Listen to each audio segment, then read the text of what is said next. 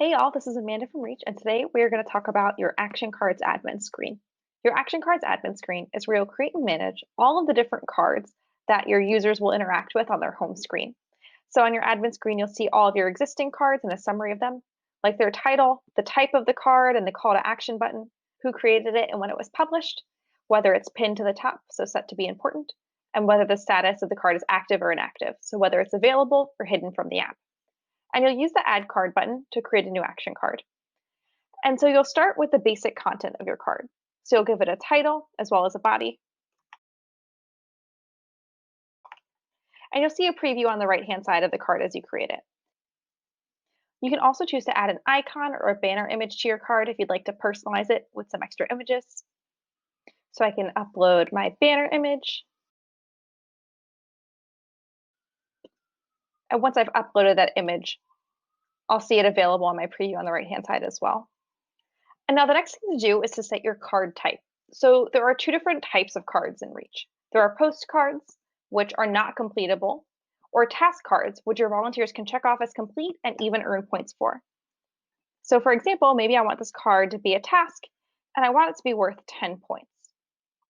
Now, once I've set my card type and assigned points if I'd like, I'll set how I want my card to be visible in the app. So you'll set it to be active or inactive, so whether it's visible at all, and then you can set your card order even.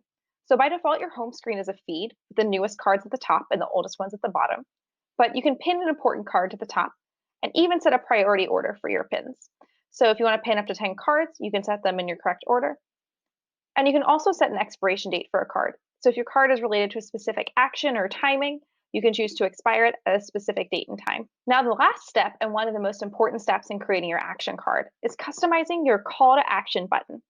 This is the big button that'll appear at the bottom of your action card that will take your volunteer to a different place inside or outside of Reach to complete an action or view a resource.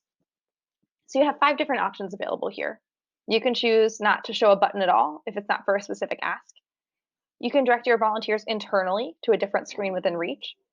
So when you select internal, you'll customize your button label text, which customizes here, and then pick from the 6 main screens in Reach to direct your volunteers to.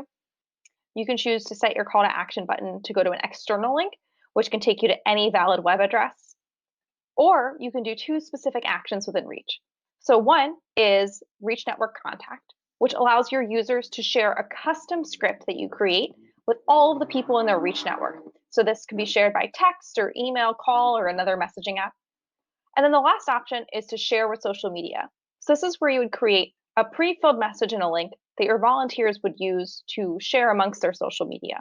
So this could be a link to something like a petition you want everybody to sign, or to a polling site lookup to find where your polling site is. So this one, because I want to get out the vote with my friends and family, I'm going to pick the Reach Network Contact card. I want them to text their whole networks. So maybe I'll change my button label instead of go to say message your network. And now I can pre-program a script in the card that my volunteers will use when messaging their networks. So you can give it a subject line if you'd like, if you expect your volunteers will be using the script for email. And you can enter the script body itself here.